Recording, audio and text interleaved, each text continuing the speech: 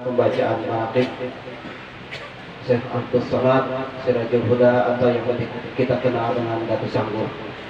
Untuk ini kami mintakan kepada Akhi Nabillah Guru Haji Muhammad Nasrullah baik kepada beliau dipersilakan.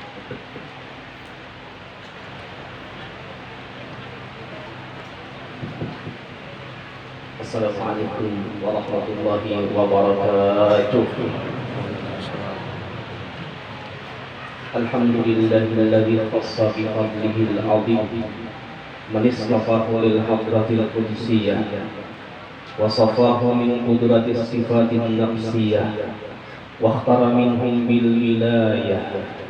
Asyhadu an la ilaha illallah wahdahu la syarika lahu wa asyhadu anna sayyidana wa nabiyyana wa habibana wa syafi'ana Muhammadan abduhu wa rasuluh ma'linu asari rabbaniyah wa ala alihi wa ashabihi wa tabi'ina sunnatihi mussadiyah amma ba'da. Segala puji bagi Allah yang menentukan dengan karunia-Nya yang agung akan orang yang dipilihnya untuk masuk ke dalam hadrat-Nya yang suci dan membersihkannya dari kotoran-kotoran sifat-sifat jahat dan memilih mereka sebagai kekasih-Nya. Aku bersaksi tiada Tuhan selain Allah yang Maha Esa, tidak ada tandingan baginya, dan aku bersaksi bahwa Nabi Muhammad adalah Rasul-Nya dan utusan-Nya. Beliau adalah perbendaharaan Allah yang mulia, dan atas keluarganya, sahabat serta orang yang senantiasa istiqamah mengikuti jejak langkahnya yang mulia. Wa ba'du, kemudian daripada itu, faqalallahu ta'ala fil Qur'anil Karim, ala inna awliya Allah la khawfun 'alaihim wa la hum yahzanun alladzina amanu wa kanu yattaqun lahumul busyra fil hayatid dunya wa fil akhirah la tabdila li kalimatillah dzalika huwal fawzul 'adzim. Ingatlah, sesungguhnya wali-wali Allah itu tidak ada kekhawatiran terhadap mereka, dan tidak pula mereka bersedih hati, yaitu orang-orang yang beriman dan selalu bertakwa. Bagi mereka berita gembira dalam kehidupan dunia dan akhirat. Tidak ada perubahan bagi janji-janji Allah, yang demikian itu adalah kemenangan yang besar. Allah Ta'ala ayat wa dzakir fa inna dzikra tanfa'ul mu'minin, dan tetaplah beri peringatan, karena sesungguhnya peringatan itu bermanfaat bagi orang-orang yang beriman. Qala Rasulullah sallallahu alaihi wasallam, fadlul 'alimi 'alal 'abidi ka fadli 'ala adna rajulin min ashabi. Kelebihan orang-orang yang alim atas orang yang ahli ibadah seperti kelebihanku atas seorang sahabatku yang paling rendah tingkatannya.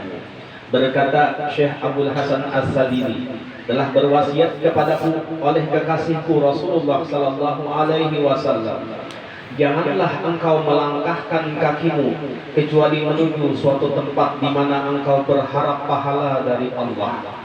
Janganlah engkau duduk di satu tempat kecuali engkau aman dari durhaka kepada Allah. Janganlah engkau berteman seseorang kecuali menolong berbuat taat kepada Allah.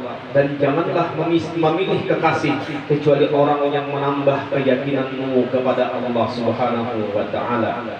Berkata dua imam besar, Imam Abu Hanifah dan Imam Syafi'i, illam yakunil ulama'u awliya Allah falaysa lillahi wali. Jika tidak ada jadi para ulama itu wali-walinya Allah, maka Allah tidak punya wali. Berkata Al-Habib Abdullah bin Alwi Al-Haddad, man lahu ta'allaqun wa mailun ila ahadin minas salihin hasala lahul madada min jami'is salihin. Barang siapa ada hubungan dan cenderung hati kepada salah seorang yang saleh, dia akan mendapatkan berkah dan madad dari seluruh orang-orang yang saleh. Setengah dari nikmat yang Allah anugerahkan kepada ahli kampung Tatakan ini khususnya dan negeri Banjar umumnya, bahwa Allah menjadikan seorang wali yang besar pangkat dan jasanya kepada kita, yakni Al-Arif Billah Syekh Abdul Samad Sirajul Huda bergelar Datuk Sanggul radhiyallahu anhu, yang kita yakini bahwa beliau adalah seorang waliullah. Maka membaca manakibnya dan menghaulinya adalah merupakan ungkapan tanda kecintaan kita kepada beliau. Sedangkan mencintai para aulia Allah adalah hukumnya merupakan kewajiban di hati kita. Dan kita yakin sebab keberadaan mereka lah kita selalu mendapatkan curahan rahmat, keberkahan dan pertolongan daripada Allah Subhanahu wa taala. Kullam namitu haula'i wa haula min ata'i rabbik wa ma kana ata'u rabbika mahdura.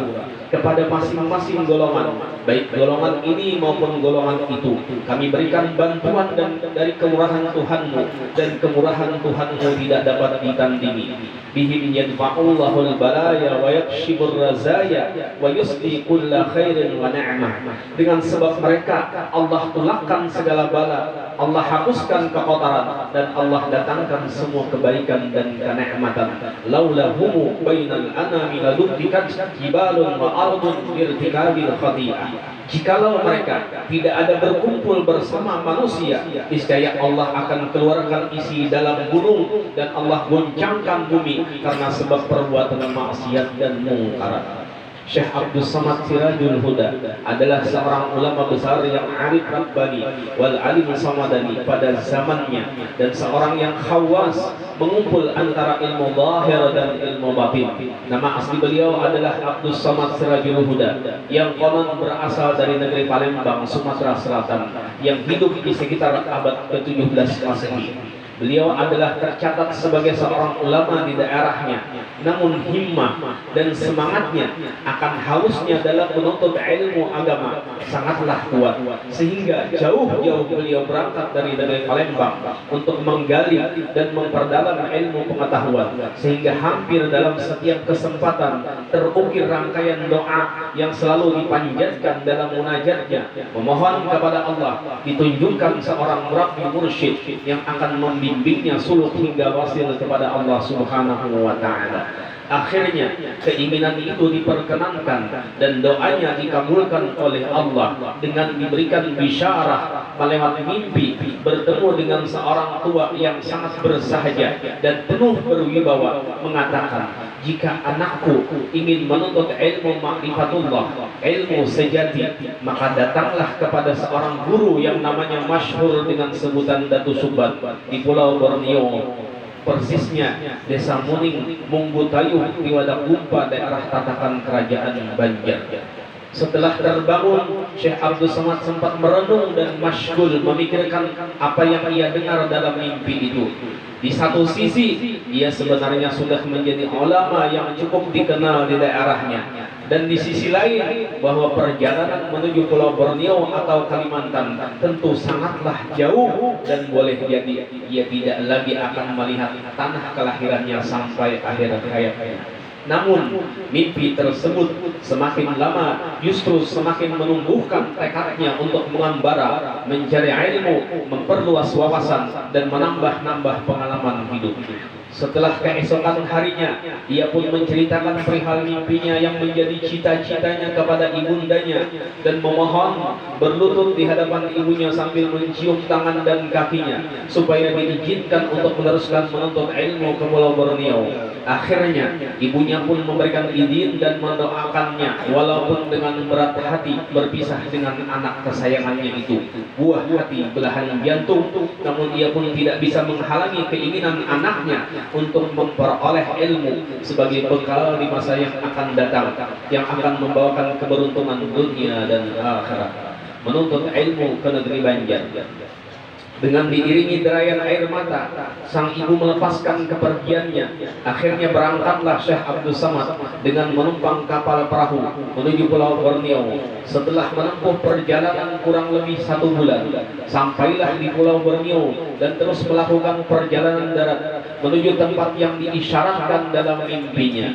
Menurut riwayat, sebelum sampai di negeri Banjar, beliau sempat menyinggahi berbagai tempat untuk berdakwah, di samping juga belajar dan menambah ilmu kepada ulama yang beliau temui, an-nafmu wal intiba, ifadah wal istifadah. Bertemu dengan Syekh Murabbi Mursyid. Setelah berjuang mengarungi luasnya lautan dan samudra, Syekh Abdul Samad akhirnya tiba di tanah Banjar. Dengan segera ia mencari-cari tempat yang ditunjukkan oleh mimpinya untuk mengetahui kebenaran mimpinya dan menemui gurunya. Dalam perjalanan panjang pun tidaklah sia-sia. Kelelahan pengembaraannya pun tak terasa. Setelah bertanya ke sana kemari, sampailah ia menginjakkan kakinya di Kampung Muning. Kegembiraan tak terlukiskan ketika Syekh Abdul Samad bertemu guru besarnya, Datuk Suban Sang Murabbi Mursyid, yang akan membimbingnya untuk wasil kepada Allah Subhanahu wa Ta'ala. Pucuk dicinta, ulang pun tiba.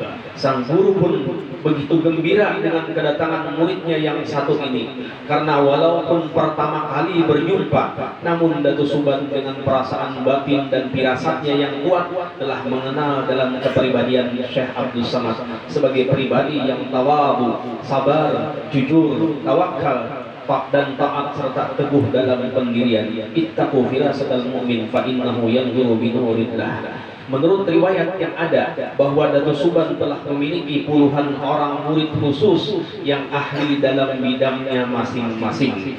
Namun, sang guru masih berpikir untuk melimpahkan satu ilmu yang khusus dan hanya diberikan kepada orang yang berhak dan mampu memegangnya. Oleh karena itu, kedatangan Syekh Abdul Samad adalah anugerah besar bagi Datuk Suban, karena ketemu ruas dengan buku, ketemu pasak dengan tiang. Maka dengan melihat kebaikan akhlak, tutur kata, dan tingkah laku serta watak Syekh Abdul Samad, Datuk Suban tidak saja cuma mengakui sebagai murid dan anak angkatnya, bahkan juga menyerahkan ilmu rahasia lewat sebuah kitab pusaka peninggalan Syekh Abdul Raub atau Syekh Gedi Jangkung alias Datu Nuraya, yang berisi ilmu kesempurnaan zahir dan batin yang disebut ilmu ma'rifat dan hakikat.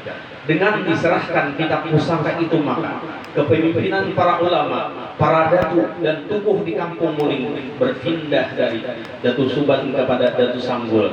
Hal itu merupakan isyarat bahwa sang guru besar mereka tidak lama lagi akan meninggalkan murid-muridnya, wafat menghadap Allah Rabbul Izzah. Dan begitulah pada kenyataannya, tak lama berselang Datu Suban pun wafat. Asal usul penamaan Datu Sanggul, waj'alni lisana sidqin fil akhirin, dan jadilah buah tutur yang baik bagi orang-orang yang datang kemudian. Adapun sebab penamaan Datu Sanggul, Datu adalah suatu gelar kehormatan yang sakral yang tidak sembarang orang bisa memilikinya, kecuali mereka yang telah mendapatkan pengakuan masyarakat sebagai ulama yang betul-betul menghimpun ilmu zahir dan ilmu batin. Syekh Abdul Samad dalam mujahadahnya suka berlama-lama berzikir sambil menunggu-nunggu keberkahan dan nafahat di malam mulia atau Lailatul Qadar. Menunggu-nunggu tersebut di lidah orang Kampung Muning disebut juga manyanggul. Maka masyhurlah Syekh Abdul Samad dengan sebutan Datu Sanggul sampai sekarang. Riwayat yang lain mengatakan bahwa Syekh Abdul Samad suka berburu rusa atau minjangan, dan untuk mendapatkan binatang buruan itu umumnya masyarakat Banjar menggunakan jaring yang disebut orang kampung ketika itu dengan manyanggul, di mana apabila beliau mendapatkan binatang buruan, dagingnya selalu dibagi-bagi untuk jiran tetangganya dan hanya sedikit menyisakan untuk keluarganya. Sebutan itulah yang mengantarkan beliau disebut orang dengan gelar Datu Sanggul, suatu sebutan yang mencerminkan sikap dan sifat pemurah beliau. Ma jabalullahu waliyan illa bisafa wa husnil qulub. Dan kita mengetahui bahwa masyarakat kita dikenal sangat menghormati ulama, akan risih untuk menyebut langsung nama mereka, tetapi dengan panggilan kehormatan, yaitu Datuk Sanggul. Karamah Datuk Sanggul. Setengah daripada karamah Datuk Sanggul mampu mendekatkan jarak yang jauh. Diceritakan bahwa Syekh Abdus Samad setiap hari Jumat sering salat Jumat di Masjidil Haram dan berangkat mulai kampung menjelang salat Jumat. Hal itu dengan jelas diketahui dan disaksikan oleh Syekh Muhammad Arsyad Al-Banjari, saudara angkatnya sewaktu masih menuntut ilmu di kota Mekah. Suatu saat beliau berada di Masjidil Haram, pandangannya tertuju kepada seorang yang berpakaian hitam, pakai ikat kepala adat kampung di Banjar, dan di punggungnya terdapat sebuah tempat barang bawaan yang orang Banjar menyebutnya ungking. Syekh Muhammad Arsyad berusaha mendekati orang itu, namun selesai salat orang itu menghilang seperti tidak berbekas. Hal ini membuat Syekh Muhammad Arsyad penasaran. Maka Jumat berikutnya Syekh Muhammad Arsyad mencoba duduk lebih dekat. Selesai salat, ketika orang itu mau pergi, Syekh Muhammad Arsyad dengan cepat memegang tangan orang itu dan menanyakan asal muasal orang tersebut. Setelah saling berkenalan, ternyata diketahui orang yang berbaju hitam itu tidak lain adalah Syekh Abdus Samad Sirajul Huda atau Datuk Sanggul. Dari sanalah terbuka rahasia bahwa Syekh Abdus Samad setiap hari Jumat sering salat Jumat di Masjidil Haram. Yang kedua, berwudu di dalam air. Sewaktu Syekh Abdus Samad akan pergi ke Masjid Muning untuk salat Jumat, namun ketika sampai di muka masjid, ternyata air sungai meluap sehingga air memenuhi halaman masjid. Ketika itu Syekh Abdus Samad merasa wudunya batal. Maka tiba-tiba beliau bercebur di tengah sungai yang mengalir deras. Melihat hal itu, semua orang yang berada di sekitar masjid terkejut dan ketakutan kalau Syekh Abdus Samad hanyut dan tenggelam di tengah derasnya air. Namun tiba-tiba dengan santai beliau muncul dan berdiri di tepi sungai dengan pakaian yang tidak basah, hanya anggota wudhu yang basah. Wallahu a'lam. Yang ketiga, terangkat waktu salat. Ketika berlangsung salat berjamaah di Masjid Muning, imam sudah mengangkat tangan sambil membaca takbiratul ihram dan makmum masing-masing melapaskan niat. Karena berbeda dengan yang lain, Syekh Abdus Samad justru menyebut sebuah pantun yang bunyinya, riuk-riuk padang si bundan padang si tamu-tamu, rindu dandam karindangan Tuhan, di mana saja bisa bertamu. Semua orang yang mendengar ucapan pantun itu memandang dengan wajah keheranan kepada Syekh Abdus Samad, karena bacaan itu tidak lazim dibaca mereka ketika akan mengangkat takbir. Tetapi tidak berapa lama sesudah itu mereka lebih heran lagi karena tiba-tiba kaki Syekh Abdus Samad terangkat dari lantai setinggi sehasta dan kaki beliau akan turun saat beliau sujud. Yang keempat, membawa buah durian ke Makkah. Suatu saat di samping karena kerinduan di tanah Banjar dan juga ingin mencicipi buah durian yang sudah lama tidak dirasakannya, maka Syekh Muhammad Arsyad ketika bertemu dengan Syekh Abdus Samad meminta kepada beliau agar berkenan memetik dan membawakan buah durian yang sedang berbuah di halaman Istana Raja di Kota Martapura, yang merupakan tanaman Syekh Muhammad Arsyad sendiri. Permintaan itu dikabulkan Datuk Sanggul, dan pada Jumat berikutnya Syekh Muhammad Arsyad sudah bisa merasakan manisnya buah durian tanamannya sendiri berkat karamat Datuk Sanggul. Yang kelima, mengetahui akan tiba ajalnya. Pada saat sebelum wafatnya, beliau mengumpulkan murid-muridnya serta memberitahu kepada mereka bahwa beliau akan pergi meninggalkan mereka. Yang keenam, kubur bergeser cukup jauh. Menurut penuturan para tetuhan kampung Muning bahwa kubur Syekh Abdus Samad pada mulanya berada di dekat sungai. Namun karena di dekat kuburnya ada kuburan bidu wanita zaman dahulu yang bahasa orang Muning disebut dengan gandut, sesudah beberapa lama berpindah dengan sendirinya. atau berangkat semua nisan dan baturnya sejauh kurang lebih 100 lebar ke tempat sekarang dari makam asalnya. Hal itu menunjukkan arti bahwa beliau tidak pernah setuju atau senang dengan kemaksiatan dan kemungkaran. Wafatnya sang waliullah akhirnya sepanjang-panjang aliran sungai pasti berujung di muara. Begitu juga dengan kehidupannya. Sejatinya tak ada yang abadi di dunia ini. Di hari wafatnya, sesuai dengan pesannya bahwa akan datang tamu dari jauh supaya dihormati dan dilayani tamu tersebut. Tamu itu tidak lain daripada Syekh Muhammad Arsyad atau Datuk Kalampayan dari kampung dalam Pagar Martapura yang ingin bersilaturahim kepada saudara angkatnya di kampung Muning. Jauh sebelum itu, Datuk Sanggul berpesan apabila mengunjunginya agar membawa kain putih beberapa lembar. Sekitar di waktu sesudah hari raya Idul Adha, sampailah Syekh Muhammad Arsyad dan pembantunya di kampung Muning. Dari kejauhan nampaklah terlihat gubuk tua yang sangat sederhana yang merupakan tempat tinggal Syekh Abdus Samad Sirajul Huda Datuk Sanggul. Sesampai di sana, ternyata sang penghuni rumah Syekh Abdus Samad telah berpulang ke hadirat Allah Azza wa Jalla, pergi buat selama-lamanya.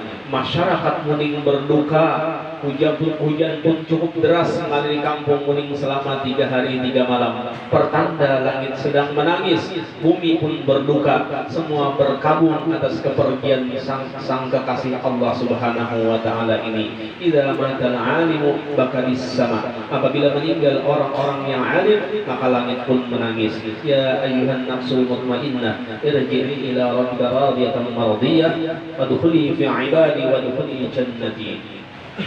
Maka dimakamkanlah jasad yang mulia di pemakaman umum dekat masjid di tepi sungai Muning. Menurut riwayat, Syekh Abdus Samad Datuk Sanggul dilahirkan sekitar tahun 1745